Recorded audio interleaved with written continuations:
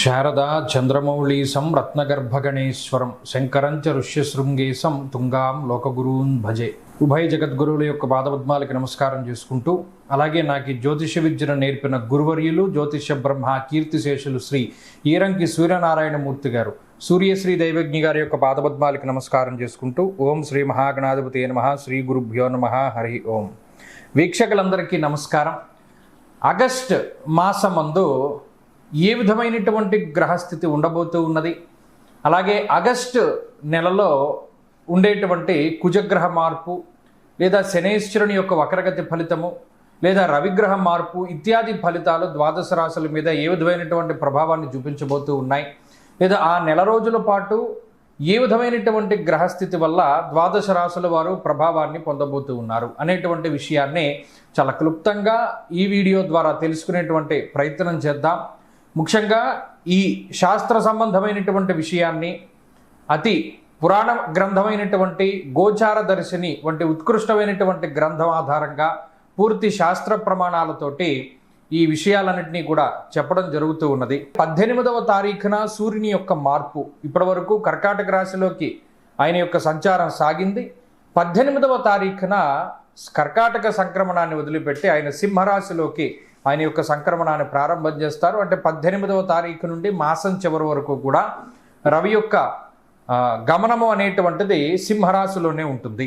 ఆ తదుపరి మాసం చివరిలో 23వ తారీఖున మఖా నక్షత్రం 1వ పాదంలోకి బుధుని యొక్క సంచారం జరుగుతుంది. అంటే ఈ మాసంలో చాలా రోజుల పాటు కర్కాటక రాశి అందే సంక్రమణం చేసినటువంటి బుధ గ్రహము నెలాఖరులో 23వ తారీఖున సింహంలోకి మారతారు. అయితే ఈ మాసంలో గురుడి యొక్క స్థితిగతులన్నీ కూడా కర్కాటక రాశిలోనే ఆయన యొక్క సంక్రమణం సాగుతూ ఉన్నది కాబట్టి ఫలితాలన్నీ కూడా అక్కడి నుండి తీసుకుంటాం. అలాగే శనేశ్వరుని యొక్క స్థితి వక్రగతిలో ఉన్నది. ఆయన మీనరాశి యందు వక్రించి సంచారం చేస్తూ ఉన్నారు. ఆ ఫలితాలను దృష్టిలో పెట్టుకోవాలి. కుంభరాశి యందు రాహు ఉన్నారు. అలాగే సింహమందు కేతుగ్రహం ఉన్నటువంటి పరిస్థితుల్లో ద్వాదశ రాశులపైన ఈ గ్రహస్థితి ఆగస్టు మాసమందు ఏ విధంగా ప్రభావాన్ని చూపించబోతూ ఉన్నది. మకర రాశి వారికి ఆగస్టు మాసంలో ఉండేటువంటి గ్రహగతులను గమనిస్తే శనేశ్వరుని వక్రగతి అనుకూలంగానే ఉన్నది. రాహు యోగిస్తూనే ఉన్నారు. కుజుడి యొక్క బలం పెరిగింది. ఇప్పటివరకు పంచమంలో ఉన్న కుజుడు షష్ఠ స్థానంలోకి మారి ఆయన తాలూకు అనుగ్రహం మకర రాశి వారి మీద ఉన్నది.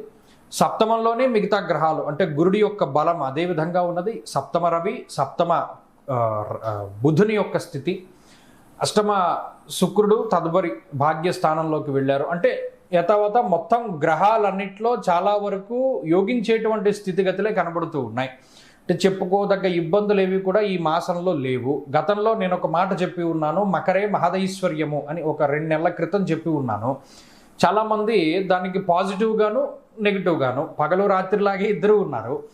పాజిటివే నాకు ఎక్కువ కనబడ్డాయి. నెగిటివ్ కూడా ఉంటుంది. కారణం ఏంటి అంటే మీ గోచార పరిస్థితులు మీకు అన్వయం కావట్లేదు అంటే జాతకం బాగాలేదని అర్థం. అది ఎప్పుడూ చెప్తూనే ఉంటాను. ఇప్పుడు మకర రాశి వారికి గురుబలం ఉన్నది సప్తమంలో. రాజదర్శనం, ఆరోగ్యం, గాంభీర్యం, గాత్రపోషణం చాలా గొప్పగా చెప్పడం జరిగింది. అందులో శనేశ్వరుడు తృతీయ స్థాన స్థితి, ధనధాన్యాభివృద్ధిశ్చ స్త్రీపుత్ర సుఖవర్ధనం, అది కూడా చాలా గొప్పగా చెప్పారు. అలాగే 2వ స్థానమందు రాహుగ్రహం ఉన్నారు. అది కూడా చాలా గొప్పగా సౌభాగ్య, భాగ్యం, ఆరోగ్యం. కాబట్టి అటు ఆర్థిక స్థితిగతుల్ని, ఆరోగ్యాన్ని, సౌభాగ్యాన్ని, కుటుంబాన్ని, ఉద్యోగాన్ని, వ్యాపారాన్ని, సంతానాన్ని అన్నిటినీ కూడా చాలా పాజిటివ్గానే ఈ గ్రహస్థితి రీత్యా చెప్పడం జరిగింది.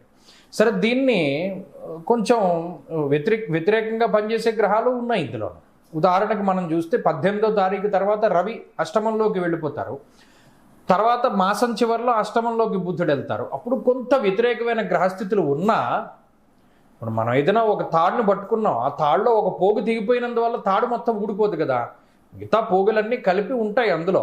మొత్తం తాడంతా ఊడిపోయిందిరా అంటే మనం భయపడాలి. మిగతా పోగులన్నీ అందులో పట్టుకుని ఉన్నాయి. మనం తాడు పట్టుకుని ఒక పోగే ఊడిపోయింది, దానివల్ల పెద్ద ఇబ్బంది లేదు. కాబట్టి మకర రాశి వారికి ఈ మాసం అంతా కూడా చాలా అద్భుతమైనటువంటి ఫలితాలే ఉన్నాయి. కాబట్టి మీరు చక్కగా ముందుకు వెళ్ళొచ్చు. ఏ విధమైనటువంటి భయము లేదు. మీరు అనుకున్న నిర్ణయాలు, మీరు తీసుకున్నటువంటి నిర్ణయాలతో పాటు మీరు ముందుకు వెళితే అంతా కూడా శుభ ఫలితాలే కనబడుతూ ఉన్నాయి. ఈ మాసంలో మరి ఏదైనా మంచి ఫలితాలు సాధించడానికి ఏదైనా ఒక చక్కని పరిహారము కావాలి అంటే ఎక్కువగా గణపతి ఆరాధన చేస్తూ ఉండడం చాలా మంచిది. గణపతి సంబంధించిన అనేక స్తోత్రాల్లో ఏదో ఒకటి మీరు పారాయణ చేస్తూ ఉండండి. గణేశ పంచరత్నం చాలా మంచిది. లేదు గణపతి ద్వాదశనామ స్తోత్రము ఏదైనా మనకి మంచి ఫలితాలను ఇస్తుంది.